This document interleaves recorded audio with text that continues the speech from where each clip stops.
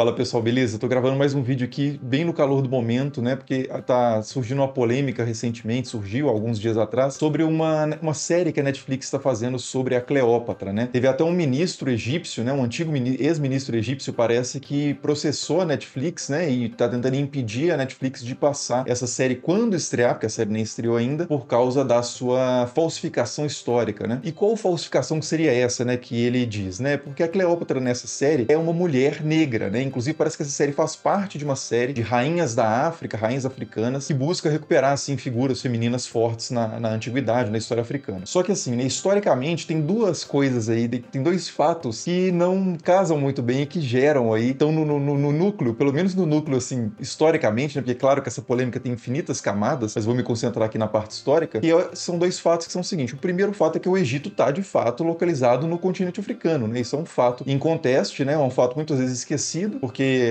muitas vezes quando se pensa em África, né, pelo passado colonial, o passado da escravidão e tal, o imaginário africano é muito ligado à escravidão e não às grandes civilizações do passado, mas sim, o Egito está na África e, portanto, tecnicamente, de fato, Cleópatra é uma rainha africana, né? Foi uma rainha africana. Mas tem outro fato que é menos conhecido do que esse, que é o fato de que a Cleópatra é uma rainha de uma dinastia que, na verdade, procede de um lugar externo ao continente africano, né, que é da Macedônia, né, ao norte da Grécia. Por quê? Né? A Cleópatra ela faz parte da dinastia dos Ptolomeus, e os Ptolomeus são descendentes do Ptolomeu I, né, que era um general de Alexandre o Grande, né? O Alexandre o Grande era esse grande conquistador macedônico, que, de novo, né, é uma região que está ali acima da Grécia, e, portanto, em termos continentais, está na Europa. E o Alexandre, né, Alexandre III da Macedônia, ele dá continuidade ao processo expansionista ali do pai dele, Filipe II, e ele vai expandir, então, para o Oriente, né? Então ele vai chegar até a Índia, e nesse processo ele vai passar pelo Egito e vai conquistar, né, dominar o Egito, se tornar inclusive faraó do Egito, né? Só que eventualmente o Alexandre o Grande vai morrer por motivos que a gente não sabe muito bem, e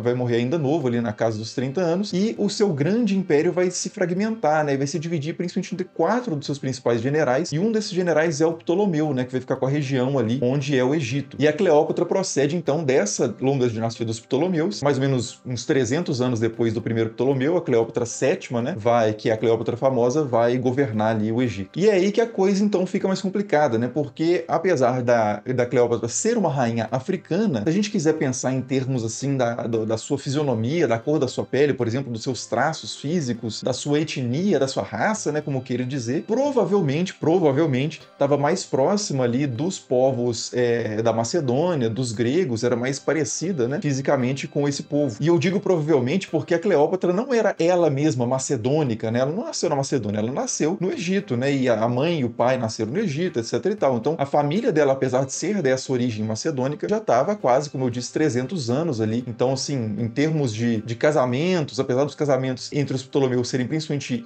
intradinásticos, né? Endogâmicos, ou seja, irmão casando com irmã, que na verdade é uma tradição egípcia, não mesopotâmica, mas de qualquer forma. Não dá para dizer, assim, que o pool genético, né, dos Ptolomeus, macedônios, ficou intocado ali no Egito, e pode ter muito bem tido trocas ali e casamentos, etc., que modificavam a aparência das pessoas. E alguns historiadores, inclusive, apontam para o fato de a gente não saber quem que é uma das avós da Cleópatra, poderia ser uma concubina, alguém de fora dessa dinastia dos Ptolomeus, né? Então poderia ser, por exemplo, alguém mais da parte mais ao sul ali da África, que teria traços mais, a pele mais escura, por exemplo, mas poderia também ser alguém ali da Mesopotâmia ou de qualquer outro lugar. E não há muita certeza também sobre quem que era a mãe da Cleópatra, né? Mas é mais provável que tenha sido de fato alguém de dentro da família oficial, assim, não uma concubina, porque a posição de poder da Cleópatra foi muito desafiada, né, no confronto dela ali com os imperadores romanos ou os ditadores romanos, e nunca surgiu como um argumento algum tipo de ilegitimidade, né, que poderia ter sido trazido à tona, né? Isso não é certeza também. Mas assim, dito tudo isso, né, o que eu quero trazer em termos de reflexão aqui nesse vídeo? São duas coisas só.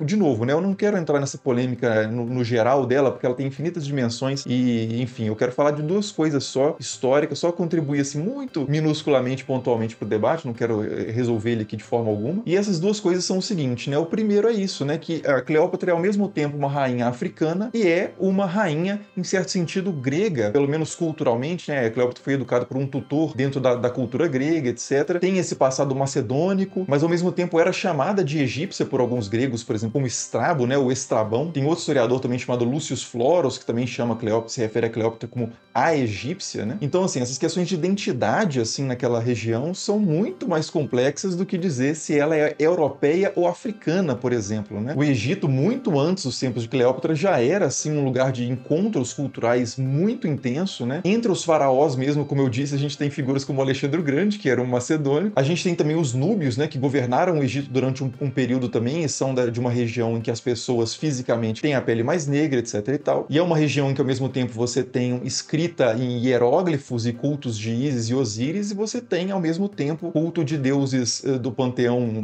clássico ali, greco-romano. E a língua oficial, os documentos oficiais ali dos tempos de Cleópatra, no Egito, eram escritos em grego, né? A cultura grega realmente era muito forte ali. Inclusive, mais pra frente, a gente vai ter a língua copta, né? Que é exatamente a língua egípcia escrita em caracteres, né? No alfabeto grego. Ou quase totalmente grego, né? Tem os caracteres demóticos e tal. Mas enfim, né? Então o primeiro ponto que eu queria trazer é esse. É uma região que é muito diversa e é muito encontro de cultura e encontro de pessoas, né? Pessoas que se reproduzem e compartilham ali também os seus genes e coisa do tipo. E mesmo se a gente quisesse dizer assim que, não, que a Cleópatra é egípcia, né? Qual que seria a aparência de um egípcio? A gente tá falando do Alto Egito, lá mais ao sul, né? Mais próximo dos núbios, que teve mais contato com os núbios e com outros povos que têm a pele mais escura. Ou a gente tá falando do Baixo Egito, né? Que dá uma confusão, mas é na parte mais ao norte, mais próximo do Mediterrâneo, e tiveram mais contatos, por exemplo, com povos ali, como da Grécia, da Anatólia e tal, e tem a pele um pouco mais clara, e teve contato também, bastante contato com os médio-orientais ali, então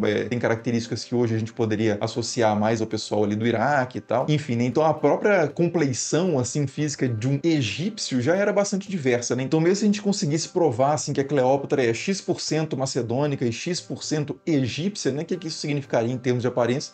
É muito incerto, né? E a gente, de novo, né? Aliás, de novo, acho que é a primeira vez que eu vou falar isso, mas a gente não tem o corpo de Cleópatra, não tem o DNA de Cleópatra, né? Assim, então saber como ela era de fato é muito complicado. Mas a gente tem representações antigas de Cleópatra. Aí você pode pensar assim, pô, agora resolveu tudo, agora a gente vai saber exatamente como é que ela é, né? E eu vou mostrar algumas representações, acho que vai estar aparecendo aí na tela, que é principalmente uma moeda, que certamente é Cleópatra, dois bustos que a gente tem também, o busto chamado busto de Berlim, o busto Vaticano, são dois bustos também que certamente são representações de Cleópatra, ainda do século I a.C., então contemporâneos ali a Cleópatra. E um pouquinho mais tarde a gente vai ter também outras representações que já não tem tanta certeza, algumas delas, se são de fato Cleópatra, mas a maioria dos historiadores aponta que sim, né? Como, por exemplo, essa Cleópatra com o seu filho, Caesarion, que aparece aí associada também com elementos de Afrodite, né? Ou melhor, de Vênus, né? Isso aí tá em Pompeia. E a gente também tem essas estátuas de Cleópatra, possivelmente de Cleópatra, né? Isso aí não é tão certo, não. Mas possivelmente são estátuas de Cleópatra, associando Cleópatra à deusa Ísis. Então veja só, né? No próprio tempo de Cleópatra,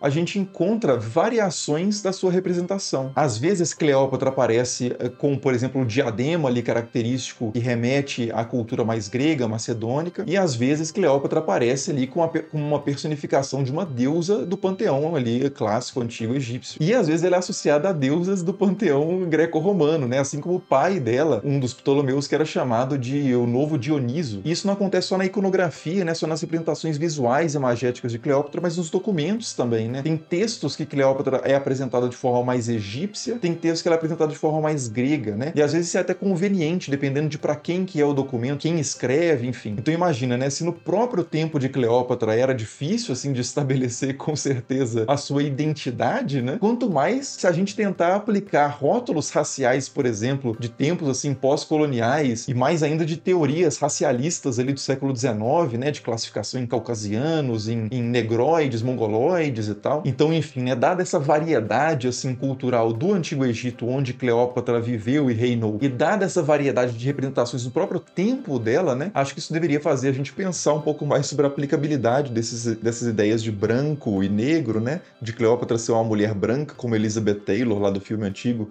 ou como uma mulher negra da nova série com a Adele James, como se isso de fato fosse determinar ali a identidade de Cleópatra, né? A relação de Cleópatra com seus contemporâneos e coisas do tipo. Mas assim, né? Como eu disse, claro que essa polêmica está carregada muito mais das questões nossas, do nosso tempo, né? Do que de fato uma tentativa de investigação histórica imparcial da cor de Cleópatra. Mas enfim, é só uma reflexão rápida mesmo. Eu queria saber nos comentários aí o que vocês acham dessa polêmica toda e se vocês estão esperando aí para assistir essa série que nem estreou ainda, já tá causando tanta polêmica, né? Mas é isso. Nos vemos aí nos próximos vídeos. Falou!